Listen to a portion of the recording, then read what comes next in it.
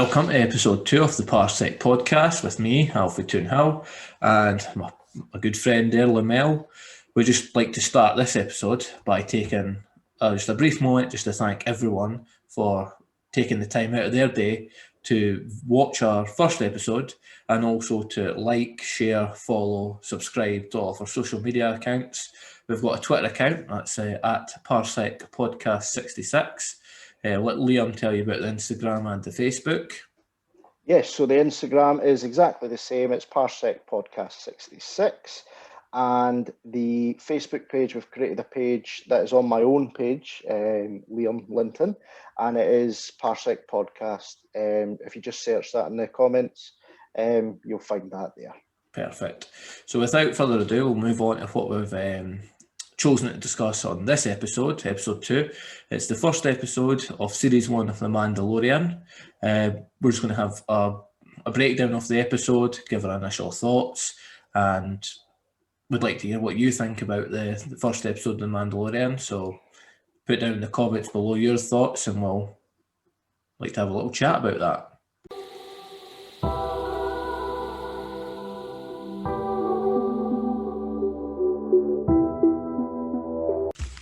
So I thought we could speak about the opening scene, but before the opening scene, Alistair, I think we could talk about the new opening for the Disney Plus series for Star Wars, with all the the helmets. It looks like they're getting in the background with a police car, if you will, the lights. What's your thoughts on that? I think it's obviously really cool. It was very striking, and it takes you through all the different eras of Star Wars, from Vader to Kylo Ren, C-3PO, R2-D2, Mando, even Clone Troopers. So it's a nice nod, and obviously normally with Star Wars you get Star Wars, then you get a title. Well, this it's just Star Wars, indicating it's a Disney's platform for projects going forward. Yeah, the new platform for everything. So probably the Book of Boba Fett and the Obi-Wan Kenobi series will be the same going forward. I would imagine it'll only be maybe for live action. I don't know. Yeah, I would assume so. I would say we can cover that at another time when programs like The Bad Batch and everything, when they come out, we'll be able to see that. Definitely. For now, I think it would be live action. Yeah, that's right. And then obviously that transitions from that straight into the ice planet where we find the Mandalorian, and it's the first look we get of a tracking fob for bounty hunters in Star Wars. Yeah. I mean, I think as soon as you see that tracking fob, I liked it how it was like it went from the helmet scene, the helmet opening, to black, and you hear the tracking fob. Yeah. And as soon as you see it, everyone that's watched it knows exactly what that is without even seeing it before. So it's one of those kind of iconic moments you'll look back on. That's right. We then cut to obviously inside the sort of gang run cantina where sort of bully gang men are picking on the Mythrol. Mythrol, yeah. Yep. We then obviously cut. Sorry, go ahead. It's definitely got Mos Eisley vibes about it. Definitely. Some aspects. Definitely. You would not want to be in there on your own. No. So obviously we then cut to the door of the cantina opening, and Mandalorian standing there. Very Western vibes. Absolutely. My opinion, probably the best scene in the whole episode is Mando coming through the door when the music just comes on in the background. Yep. I just think it's so kind of cowboy like, and it gives you kind of goosebumps on your back when you first watch it. It certainly does. And also when it goes up to the bar, the big thug can clearly indicate that he's a Mandalorian straight away. Yeah. What I did notice that straight away he mentioned about his helmet being Beskar. Yes. Yeah. So it's that sort of sets up the fact that Beskar is valuable. Yeah, and is that not one of the first mentions of Beskar that we hear? I believe so, yeah. I think it's the very first one. Yeah. So it's also bringing something that's quite important into the Star Wars universe as well. Yep.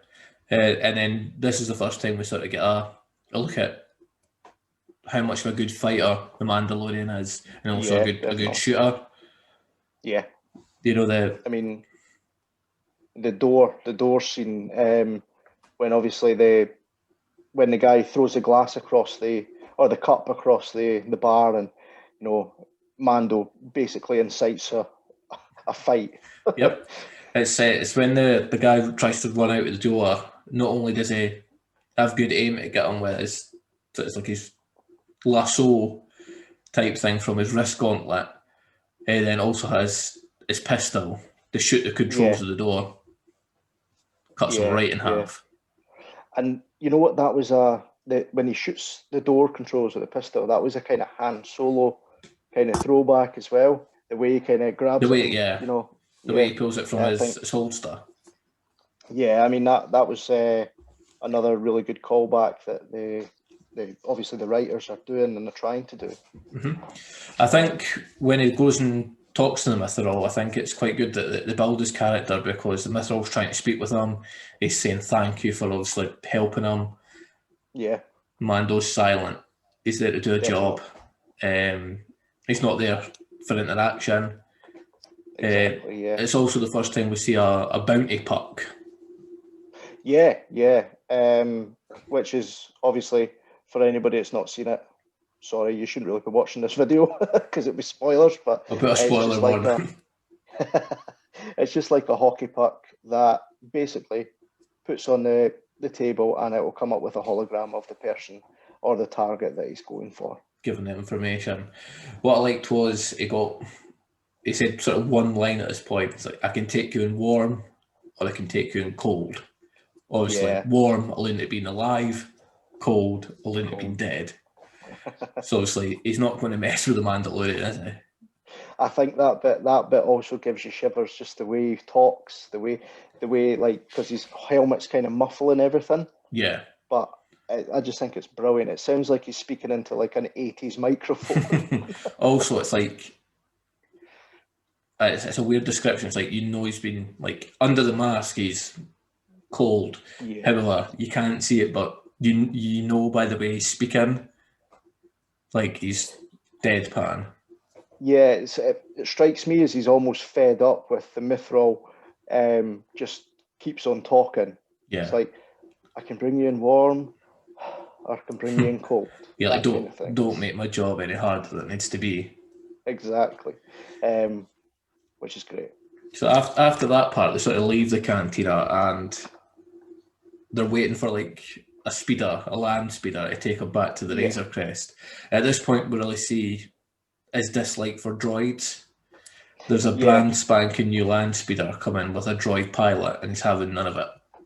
Yeah, the R2 unit is piloting the speeder, and he goes, just another one-liner, no droids. Yeah, so little information, but it means a lot. We know exactly. It does. Right, boom. The Mandalorian does not like droids. He doesn't do them.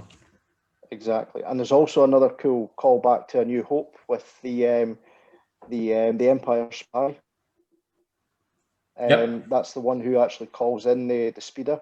Mm-hmm. It's not the same person, obviously, or the same creature, but it's a throwback. It's an Easter egg. Yeah, exactly. Another sort of Easter egg from A New Hope was when the old land speeder that the Mando accepts, when that's going across sort of the ice, it's very reminiscent of Luke going across, the sort of sand of Tatooine when he's looking for R2. Yeah, another really cool callback. When when they're approaching the Razor Crest, the Mythrol, he doesn't look happy that he's going to be going in the Razor Crest. He says that I can get a fancy ship. It sort of indicates that it's old, it'd be uncomfortable. Yeah. I got that impression as well. He looks like he's seen one before, for possibly another reason. He's been maybe captured, or he's not had good thoughts or good experience in one before. So he does seem a bit on edge. His attitude certainly does change when he's put in the cockpit when he's trying to suck up to the Mandalorian. He says that it's a classic pre-Empire. Yeah, which is basically another quite cool, not a callback, but it is quite a cool reference, because I don't think we've ever seen a Razor Crest, and we've had prequel, we've had the original trilogy. We've never really seen one up until the Mandalorian. So It's also building, the Mandalorian, like his things, they're not state of the art, but yeah, they do for him, and he gets the job done. they work. That's the end of the story.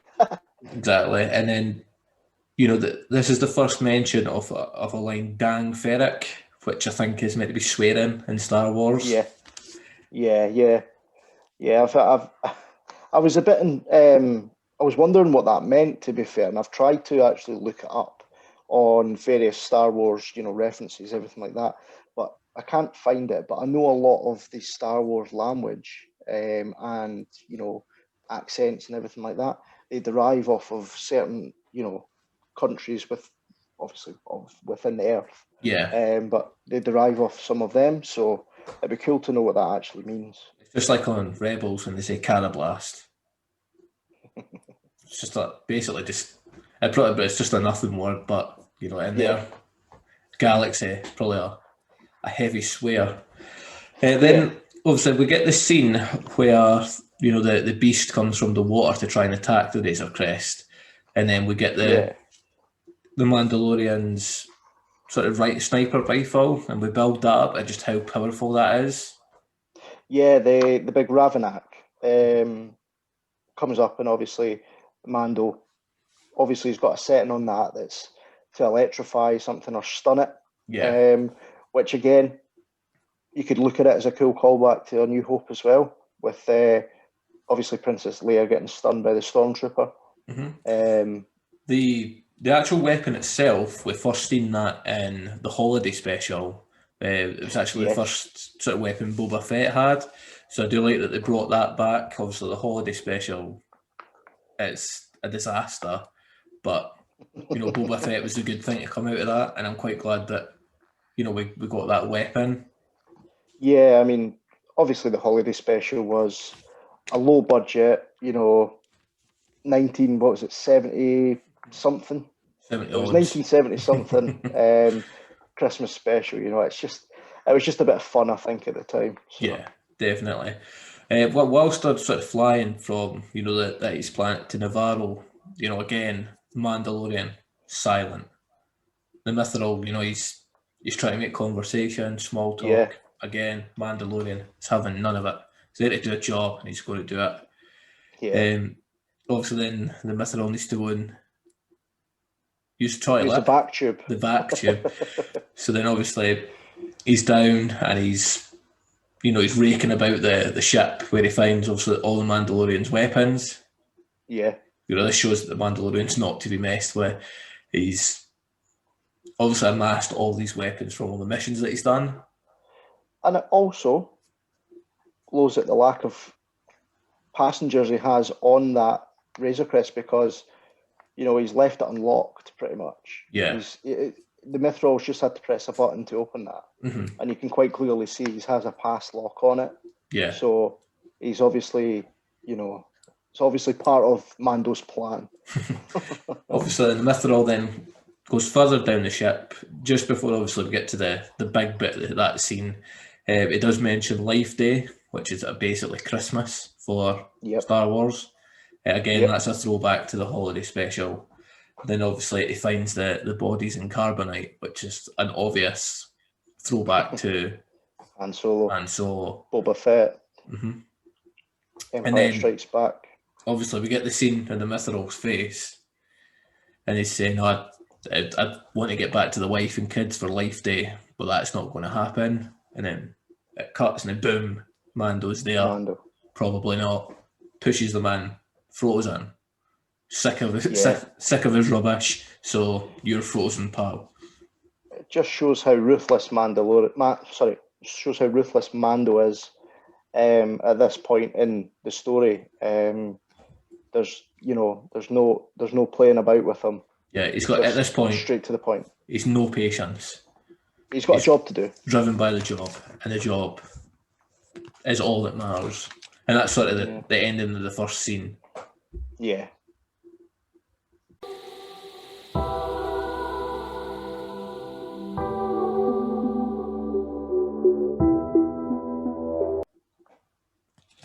Right, so we arrive on Navarro, and this is the sort of first time we've really seen a bounty hunters bar, the guild. Yeah. So obviously Mando comes in and everyone takes note. The chattering stops, everyone focuses on Mando. To me, this sort of means that, Mando's up there. He's top drawer in the bounty hunter. He's the big dog. Yeah, effectively. Yeah. Yeah. There's also quite a link with that and the sequel trilogy. At Maz's castle, when Han Solo walks in and she goes, Han Solo. Yeah. And everyone looks round. And the chatter stops. Yeah. So that's also quite I don't know if you can call it a callback. It's a similarity. Yeah. What just a little Easter egg that I've seen there is in the guild bar, there's two alien, I don't know what creatures they are, but they're playing sabacc. Yes. Yeah. And the cards that you get, they're very reminiscent of the cards you can get from Galaxy's Edge in Disneyland.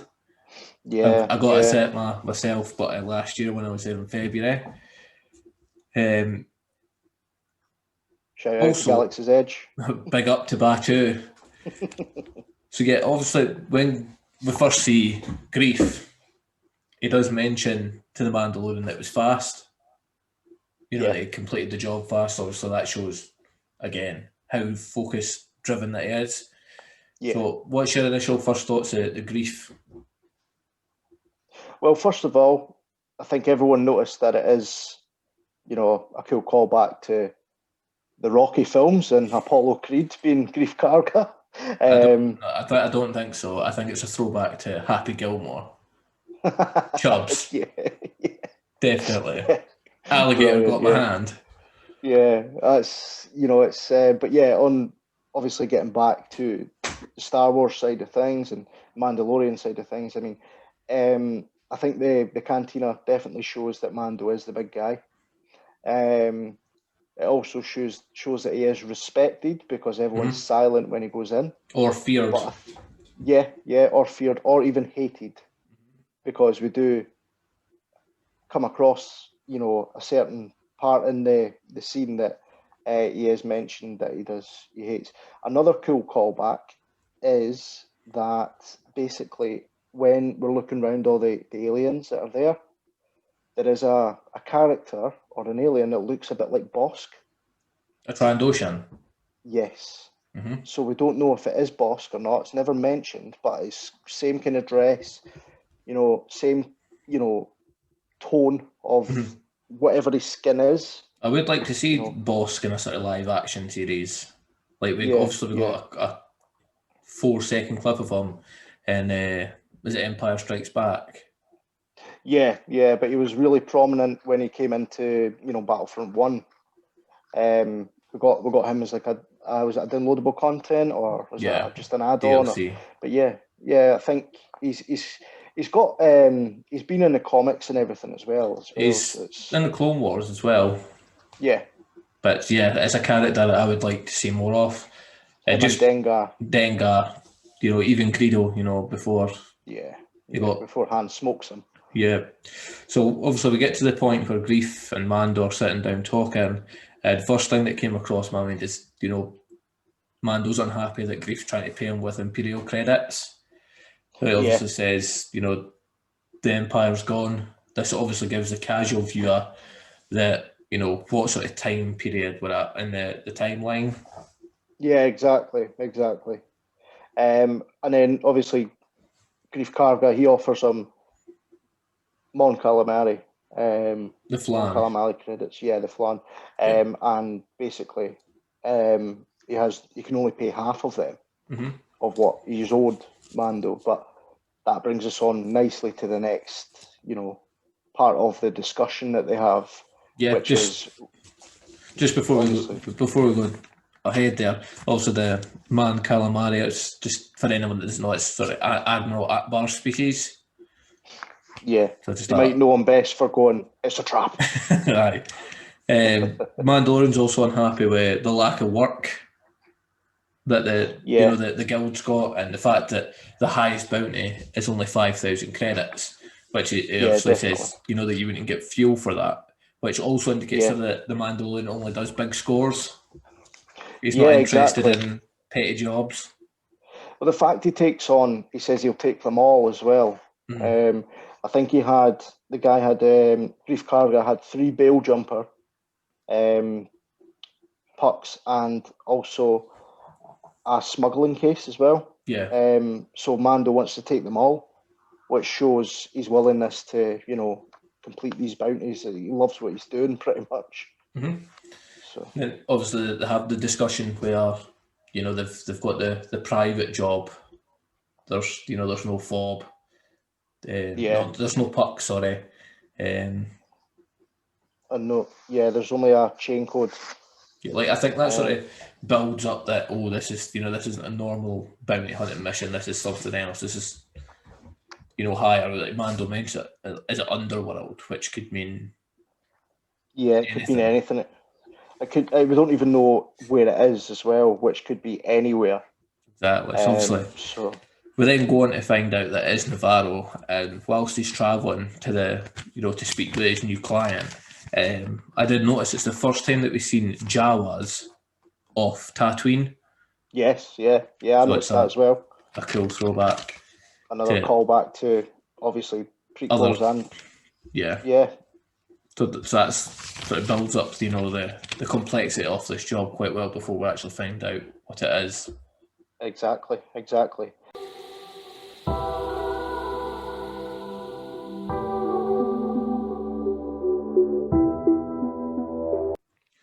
Right, so obviously next we go and see Mando as he's going to meet his new client. He knocks on the door, and the first thing that comes to my mind is, there's a sort of camera droid pops out. Very much a throwback to Jabba's palace. Yeah. The one that goes, "We Jaja Boba." Yeah, exactly. And Big C-3PO was like, "Goodness gracious me!" I remember laughing at that constantly when I was a wee boy.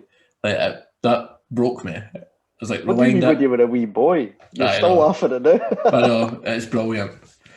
But anyway, he obviously gets in, and when the door opens, he's encountered, or he's welcomed, should I say, by 4 stormtroopers with very weathered armour. Yeah, very dusty looking, isn't it? Yeah, I think also this shows us that they've not had supply, not had any new armour or any supplies from the Empire for a long time, obviously, because the Empire's no more at this point. Yeah, that actually, we should have mentioned it for the last scene. Mando actually mentions that the Empire is gone. Mm-hmm. But obviously, remnant groups of them still survive around, obviously, by this scene.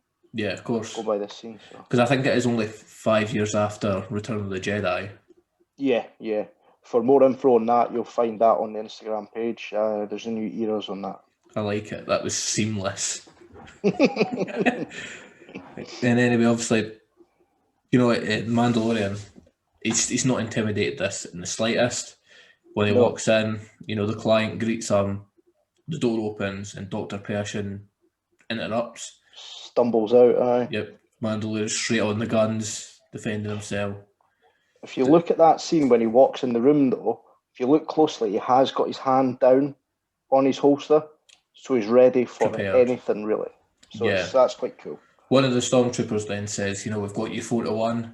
Again, Mandalorian, not intimidate the slightest. This is a like those odds. Which, again, is a wee bit of a throwback to Han Solo. Yep. He's never bothered by the odds. Exactly, yeah. It's a very cool throwback as well. And I love the way they throw everything back because it connects everything, really. Yeah, and it's also something like you don't need to know everything about Star Wars to enjoy it. There could be an Easter egg right in front of your face, and if you don't get it, it doesn't matter. It doesn't affect the story. Yeah, 100%. The client obviously says that the Mandalorian's very expensive, and that would indicate that he's good at what he does. Yeah, If yeah, you've built up a reputation for yourself, and if you're very good at what you do, then by all means you charge higher rates. yeah, which he definitely is doing right now. So Oh, definitely. You know, the client, they must be very well accustomed to what Mandalorians value as a people, because rather than offer them credits, he offers them Beskar, yeah, the he actually steel. offers them both. Is it? I think it's one slate of Beskar, and I think there's credits on the table as well. If I'm mistaken, I thought there was please leave just. it in the comments. I just thought But it was Beskar. I thought as a down payment, it gives them one bit of Beskar with it a possibly is. which then once it's delivered, he'll give them the rest. Yeah, we might have misinterpreted that scene, but if you know obviously what the payment was, we'll go and watch that back. But if you do know for sure, please leave it in the comments. Yeah, give up. Who got it right, alfaetoonhill or Lemmel? Obviously it's me, but let us No, I think know. it's me. That's definitely me. We'll Anyway, see. we find out that the client doesn't have a lot of information on the bounty. He's got the last 4 digits of the chain code, which is Mhm. the bounty's age, which at this point will learn is 50 years old. So it'd be interesting if anyone knows what the first 4 numbers are in the chain code. Yeah. I mean, all we get is 0050, Yeah. which obviously is 50 years old. The client, so sorry, the target, the asset has to be, quite an old being, you would think. Well, at this Um, point, we certainly thought so, didn't we? yeah, exactly. And there's also, a cool throwback as well in regards to Pershing. He's actually got the cloner symbol on the collar of his suit or his On jacket. Camino. Yeah. Yeah, So that was another thing that obviously we've spotted. And I think other people spotted it as well. definitely. So The sort of last thing I've got to say about this scene is the client mentions that it's good to see Beskar back in the hands of a Mandalorian. You yeah, know, it yeah, also shows that again, he understands the Mandalorian culture, and it tells us that somehow this Beskar steel, was taken unlawfully away from the Mandalorians. yeah. And we're still to see that obviously with the Mandalorian purge and everything like that. So I think we will see that. But it'd be very, very. I think it's more foreshadowing Definitely. rather than we've never really seen anything like that. So yeah, it's a lot of potential to do that. Of course. You got any final thoughts about this scene? Yeah, the Empire Imperial, we'll call him an imp. That's what they call him in Mando. Mm-hmm. He says he wants to restore the natural order, Mm-hmm. which is can mean a lot of things. Meaning he maybe possibly wants to bring back the Empire, Mm-hmm. or maybe a reference to the First Order Maybe, yeah. as well. So it is quite um, a cool foreshadowing slash callback slash Mm-hmm. it's they've really thought about it, which it really really makes me jump for joy. Yeah. Solid jump. So is that everything we've got to say about this particular scene? Pretty much, yeah. I will just end on that scene as when he walks out of when he's got the bounty and he's walks out of the building that he's in. There is another slight callback to Return of the Jedi. I don't know what the creature's called, but it's like the bat-like creature from Jabba's palace. He's in a The cage. Yeah, the monkey lizard. Salacious Crumb. Yeah, Yeah. I couldn't remember his name. And what about your sort of favourite type of? Well, there is one scene or one part of this particular scene I think you have missed, and I think it's mostly the important part. Mm-hmm. I would say Alphaton Hill is obviously the gonk droid. Oh, yes. Greets Mando at the door. Yeah, I think this episode, it would fall apart without the inclusion of a gonk droid. There is no Star Wars without a gonk droid gonking it up. I would say no gonk, no party. Gonk, gonk. No gonk, no party. Seriously, what does a gonk droid do? So gonk droid basically walks about and goes gonk, gonk, gonk. That's all. If anyone does know what a gonk droid does, please let us know in the comments. Without further ado, we'll move on.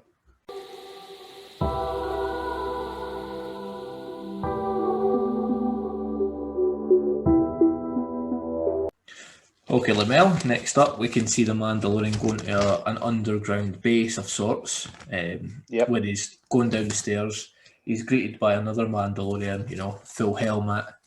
He then walks past 3 kids running towards the door. Again, they're all helmeted up. Yeah.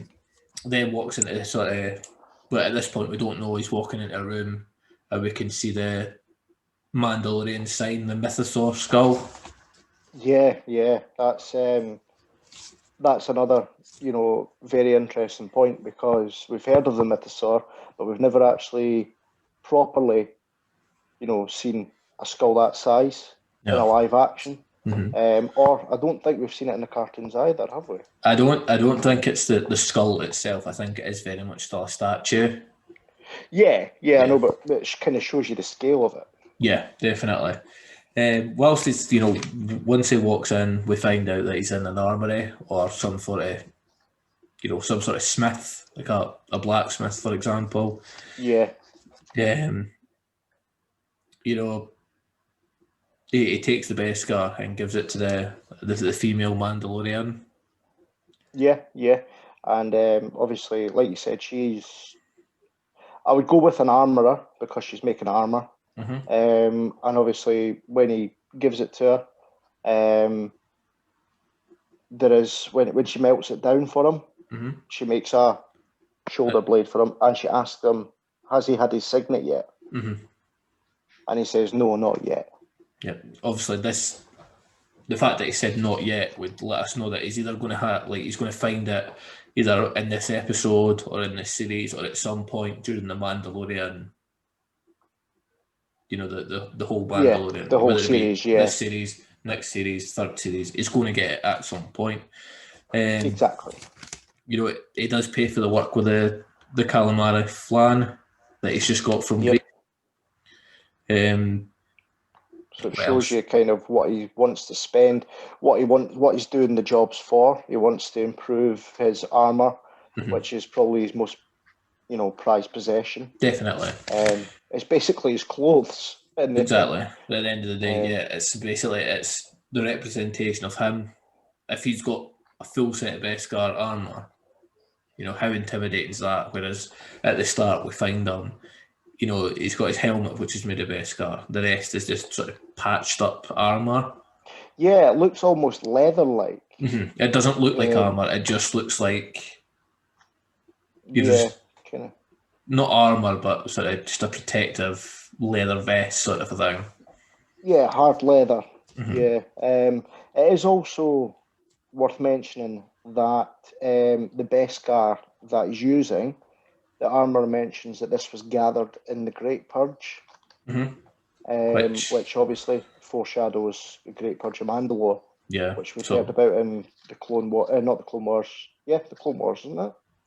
Or no, I think that's the Siege of Mandalore. It's Rebels, I think. Rebels. It must be Rebels. Yeah. What I like about it is they say, the excess will sponsor many foundlings, which basically just means that it'll go towards helping them to getting their first armor or whatever they do. And the Mandalorian's happy with this, and it's the first mention that we find out that he himself was a foundling. Yep.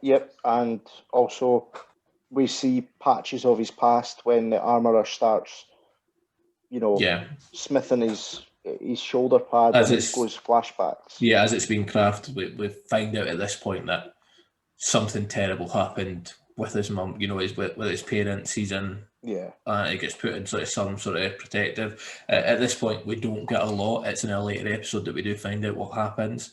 But up to this point, we find out that the Mandalorians had something very traumatic happen in his childhood. So, And he was taken in by yeah. the Mandalorians. Well, at this point, we don't really know that.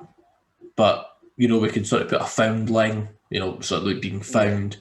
You can sort of put 2 and 2 together. However, we don't find out until a later episode what actually happens. Yeah, exactly, yeah.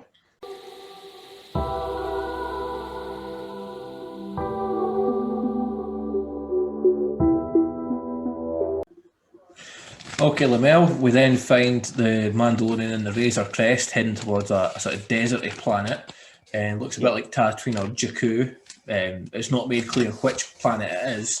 Obviously, just know it's a desert sort of planet. We see a lot of canyons in it as well, by the looks of things. So could be either. We see him land the Razor Crest and pull out his sniper rifle. Have a look through the scope where he finds sort of 2 beasts.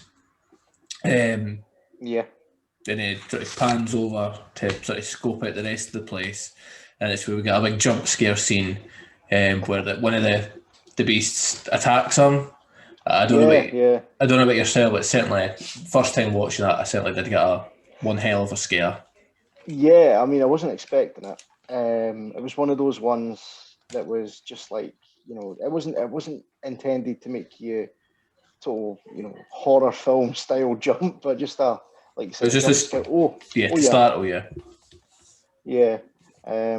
Obviously another cool callback to A New Hope where Luke panning into the Sand People, and obviously one of them attacks him. Yeah. So another callback from the director. Yep. So the beast then attacks Mandalorian. At this point, he tries to burn it with a flamethrower gauntlet on his wrist. Another little throwback to Boba Fett, Jango Fett. Yeah, very cool callback as well. I think I don't remember seeing for the sections of the Clone Wars with the Mandalorians. I don't remember seeing any of them with a flamethrower on the wrist. I think maybe towards the later series there was. Possibly, yeah. But it is a cool callback to Boba Fett and Jango Fett and everything like you said. Yeah, very cool. Yep. The first of these beasts, obviously, it bests Mando. This shows also that Mandalorian is very good, but he's not overpowered. He does have some weaknesses. Yeah, he can be vulnerable. Yeah, obviously the first of the beast gets shot by a tranquilizer dart and also goes to sleep. Another one shows up and is just about to charge Mando when another dart comes flying out, and at this point we see a Ugnaught on a third beast. Yeah. Which the Ugnaught calls the Blurg. Blurg, yep. Which I thought was very funny because I've never heard the word Blurg before, and it's just a funny word to say. I know, Blurg. Blurg. Almost instantly, the Ugnaught recognises Mando as a bounty hunter. Yep. And a Mandalorian. That's right. He agrees to help him, do whatever he's doing. We then cut to, the Ugnaught's sort of hut or his little house, and he tells Mando that, you're not the first to come looking for this particular bounty. So it shows that, the bounty maybe has been there for quite some time. And it's had a lot of interest, and it's obviously, he tells Mando that a lot have come and failed. Yeah, all of them have died, yeah. So it obviously highlights the importance that the Imperials are wanting them, or wanting, whatever the asset is, obviously. Yeah. And obviously, a lot of the Guild are wanting them as well. Obviously for the Imperials, but Mando, obviously then, he doesn't actually know why the Ugnaught wants to help him. Naturally, he's thinking, well, this guy's after money. So he inquires, how much do you want for helping me? The Ugnaught says half, whereas instantly Mando's not happy. It's half for just telling me where to go. That's a bit steep. Yeah, half for guiding me. He's obviously talking about credits, and the Ugnaught says, no, I want half the blurg. This shows to me that, the Ugnaught's just there for a simple life. He's not there. He doesn't care about money. He lives off the land, and he just wants the blurg to help him. Yeah, and I think the Ugnaught is a reference to Empire Strikes Back, the Cloud City. Yeah. They're the ones that work in the kind of orange room, the carbonite room. Chamber.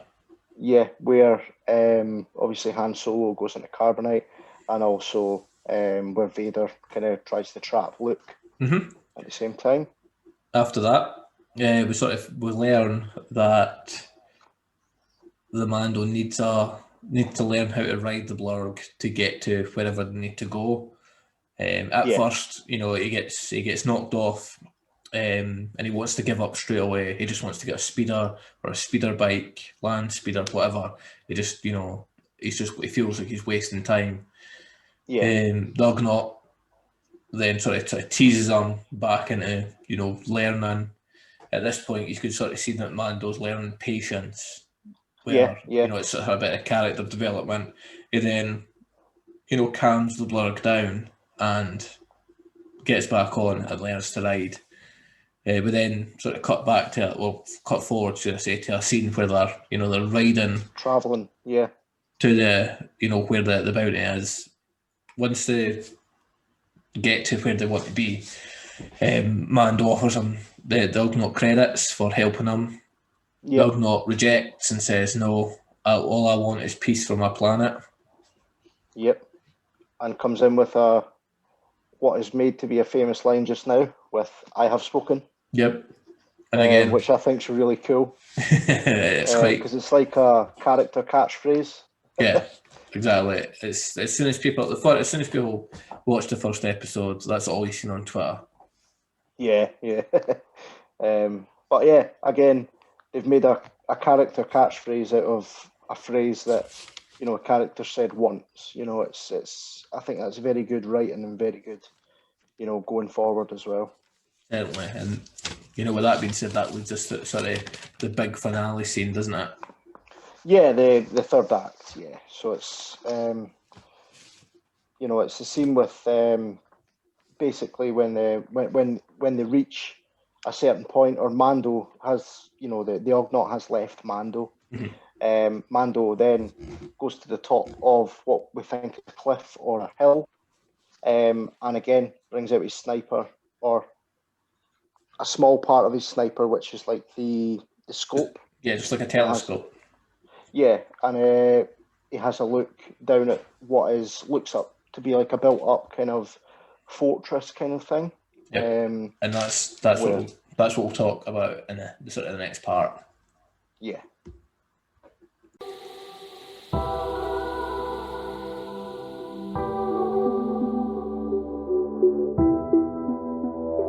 Okay, so we're at the sort of the most exciting part of the episode, the sort of the final act, as you said. So obviously you mentioned that Mando's looking through a sort of telescope-like device. What he first sees, he's scoped out the hideout, the sort of fortress. First thing he sees is an IG unit from the guild. A bounty droid, he calls it, approaching it. This frustrates him. It gives us another reason, a further understanding that he doesn't like droids. Yeah, and also another callback to Empire Strikes Back. He's one of the bounty hunters that Vader calls upon, along with Boba Fett, Bosk, IG-88. Yeah, it's another droid of that, so it's another callback.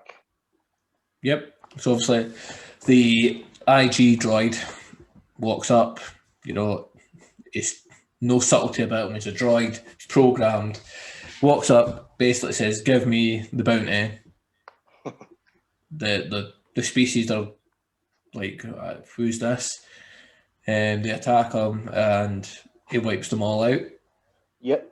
At this point, Mando is down, and he jumps out and orders the IG unit to stand down. At which point, the IG unit, without a second's notice, blasts him. Yeah. What's interesting here is it hits him in the shoulder where he's just got his new Beskar plate. It takes him off his feet, but it doesn't injure him in any way. There's no mark. This builds up how strong pure Beskar armor is.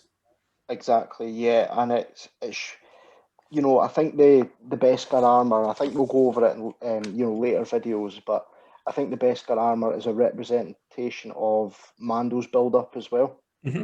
Definitely. So it's really cool, really cool. Another thing I wanted to mention as well with IG-11, sorry, is the voice of IG-11 is one of the directors of the series is Tiki Waititi, who also I know. But he also directed a couple of Marvel films as well, which is obviously Thor Ragnarok under the start of the Disney banner as well now. Yeah, exactly, and he's going to be directing Thor: Love and Thunder as well later on in the next couple of years. So look forward to them. But yeah, he voices the droid, which is a cool moment. Yep. An interesting note here at this point is it seems like both the IG-11 and Mando, you know, they both think that they're the only person assigned to this job. Yeah. So we, you know, that's just two. So we don't know how many others. But obviously, again, we have to go with, you know, IG didn't know, Mando didn't know, so the guild is sending more people there all the time. So after that initial confusion, IG-11 asks Mando for his fob, indicating that, you know, I was first here, this is my job. Mando then sort of reports to him, well, no, you don't have the bounty, so therefore it's still fair game sort of a thing. So I don't know if that gives us a little insight into the bounty hunter guild rules, whereas could it be once you have the bounty in your possession, no other bounty hunter in that guild can sort of steal them off you? Yeah. I mean, they could. It's got to be kind of a pact thing, surely. Yeah. So yeah, it'd be quite interesting to find out what that's all about. So if anyone knows, please leave it in the comments. Let us know, and we can have a look into everything. Yep. After that, they agree to work together and split the share. At this point, I don't really know if IG knows that he's going to get paid in Beskar, but who knows? After that sort of Western style shootout takes place, and it ends up with Mando and IG-11 getting pinned down. Yeah, behind one pillar. An IG unit, he basically indicates that he's going to initiate self-destruct protocol. Yeah, on more than one occasion. Yeah, I counted 3 in all. I think that's quite cool because, you know, he's a hunter, and if he's taken out of the game and reprogrammed to work for someone else, you know, it's quite a valuable asset. So definitely, yeah. If he gets caught and he self-destructs, not only could he take out the person that is trying to, you know, reprogram him, but, you know, it also stops him reusing that droid on whoever's sent the initial order. Exactly. And I think IG units, they were originally built for the Empire, or built for the old, not the Old Republic, but, you know, before the Republic before that was in charge in the prequels.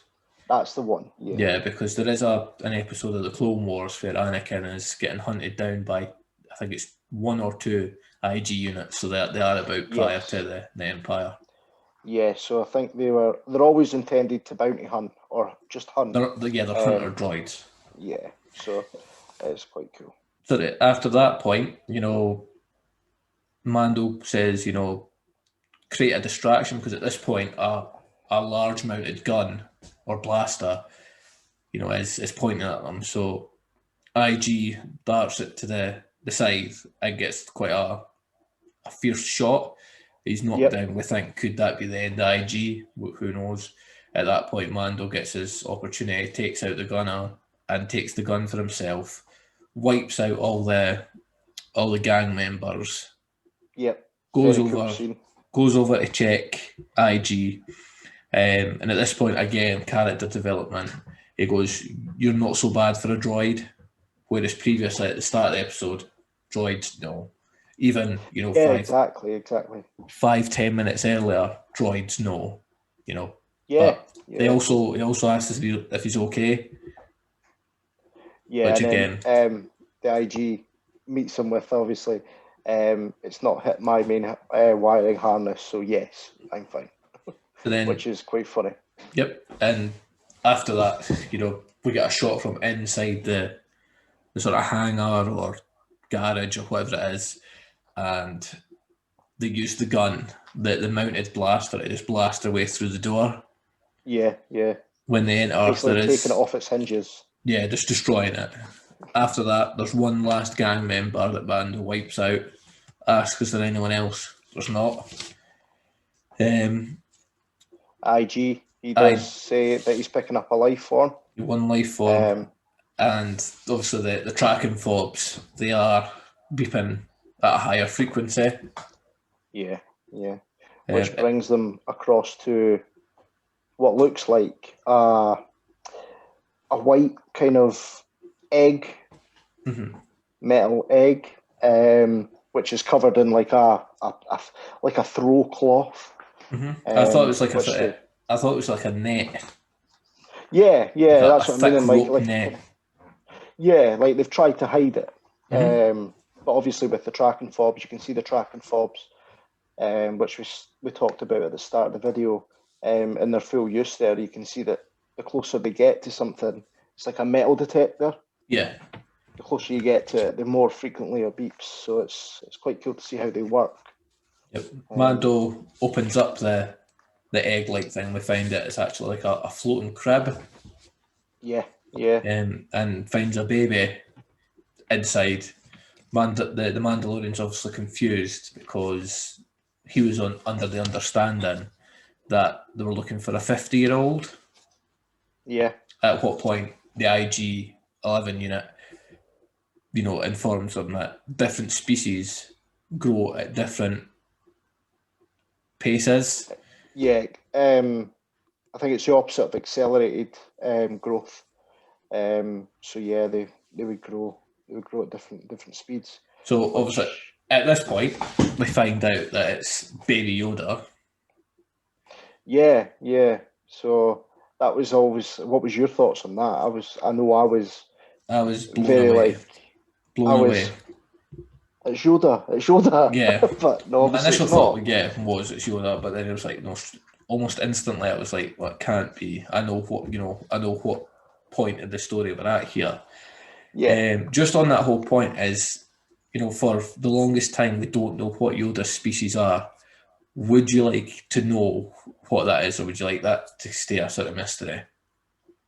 I don't know. I think we've seen, all in all, in canon, we've seen three species. Three of the species. So we've got Yoda, we've got Yaddle, and we've got Baby Yoda now, or the child, as obviously everyone calls him. So I think my idea would right now no, but possibly in the future yes. So I'm open to it. Fair enough. I don't want to know. I think they've published so many books, films. We learn everything. I like the fact that for the hardcore like us, the geeks like us, and that's not a negative sense.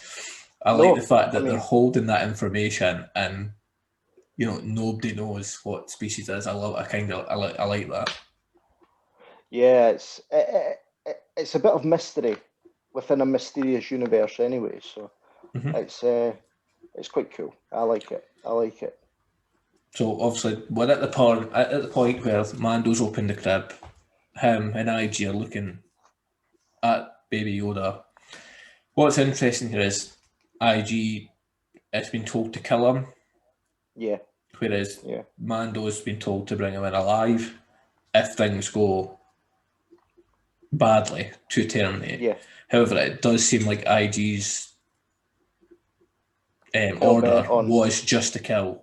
He wasn't. It was dead or alive. No, it was wanted dead. This sort of indicates to me that maybe the client sent the IG unit without Dr. Person's knowledge. possibly, yeah, because there was a mention of it back then. Yep. Pershing did say that was not the agreement to kill the child. So yeah, it could. I think you're on the money there. It could be. Also, we might get a comic or anything that might let us know that, but we never know. But that's just my thoughts on it. We then get a close up of Mando's helmet. At this point, there's lots of tension. We then hear one blaster bolt. So at this point, we think IG shot the baby. Yeah, We then that was an immediate fear for me. I don't know why, but you grow an attachment to Baby Yoda straight away. Instantly. I think that's just genius, in my opinion. We then obviously cut to the floor where the IG unit falls and smoke's coming out his head, indicating also the Mandalorian has shot the droid to keep the baby alive.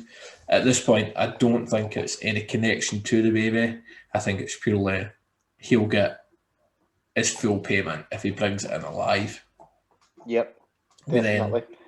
We then get a small bit where the tiniest bit of connection is made between the Mandalorian and the child, where obviously he puts his finger out and Baby Yoda at the time, goes to grab his finger. Like a baby would. That's right. And then it cuts to the credits. Which I want to bring up as well, because the credits in The Mandalorian are always met with some amazing artwork of what concept art. The initial thoughts of the producers, the editors, everything like that, were looking at the finished version to be, and it's cool that that's and I think put on the credits as well. Like a lot of it is what you see in the concept art is what we got. Yeah. Whereas you see in Star Wars, there's a lot of the original films. There's a lot of stuff that wasn't used that is now starting to get used. Yeah, I know. I think it'll be only a matter of time until we get, like they're doing with some films, they're doing like a 4-hour, unedited, uncut version of Star Wars, which would be very, very intriguing to see. So, leave a comment in the bottom if you would like to see that. We'd like to know your views on that. So. Yep. So overall, what did you think of the episode? I think the episode was a brilliant start to what is obviously a fantastic series. But I think it's a great way to develop. Like, we meet Mando, we meet Grief Karga, we meet the Ugnaught. We see different creatures. We've got lots of callbacks. Baby Yoda, the IG unit, the boss Glide character. It's full of callbacks, and I just think it was if I was to give it out of 10, I would say 10 out of 10, because it was, in my opinion. It was just something new, something fresh. I feel very much the same. I thought within a 39-minute episode of a new series, they built his character up very well. It showed that he does have weaknesses. It shows that there is going to be character development. He is going to change. You can tell this all straight away. And the big reveal of the Baby Yoda character, great reveal. And also, with that being just at the very end, it was a very good cliffhanger to leave it on for you to to be like, why have I got to wait another week for this next episode? Which I think when it first came out, you did have to wait that week. As a whole series, I think it's very good at doing that. But that first episode was, I just want more, and I want it now. Yeah, I mean, it's also great because it gives you an insight into life post-Empire as well. It gives you a look into see how, the galaxy is doing after, the events of Return of the Jedi. We're 5 years after that now. So we're obviously, everyone's recovering from that. Obviously the Empire was the big, the government, we'll say, at that time, and that's been changed, and everything's changed again. So it's very cool to see that, and I think you can see the uprising against the Empire as well. On one scene, obviously, we see the stormtrooper helmets on pikes. Yeah. Shows off the dislike of the Empire. Yeah, exactly. But yeah, all in all, 10 out of 10 episode for me, and I really enjoyed it. And obviously, we look forward to episode 2. That's right. So I think that kind of wraps everything up for us today. So just the last sort of few words, just like to once again thank everyone for everyone's involvement in the first episode. We hope you've enjoyed the second episode. Just like to let you know that I've got a Twitch page myself. I play Blood Star Wars games. It's twitch.tv/alfaetoonhill. It's ALFAETOONHILL. We've got I'd like to shout out the Twitter page again at Parsec Podcast 66. Liam, shout out for the Facebook and the Instagram again, please. Yep, so the Instagram is Parsec_podcast_66, and the Facebook you'll find under Parsec Podcast. Please give both a like and share them obviously with your friends, family. Any share is greatly appreciated, and we look to bring you a lot more content in the future, starting obviously with an announcement of next week. We'll be looking to bring you episode 2 of The Mandalorian, and a review on that. So that will be available for you next Monday. So we'll look to get it on the cutting room floor, if you will, and get that organised for you guys. Perfect. So just to reiterate, so like, share, subscribe, leave your comments, any feedback, we'd love to hear it. What did you think of the first episode of The Mandalorian? We'd love to hear what your guys' thoughts are. So from myself, alfaetoonhill, signing off. Stay safe. And also from myself, Lemmel, stay safe, stay home, hands, face, space. Take care.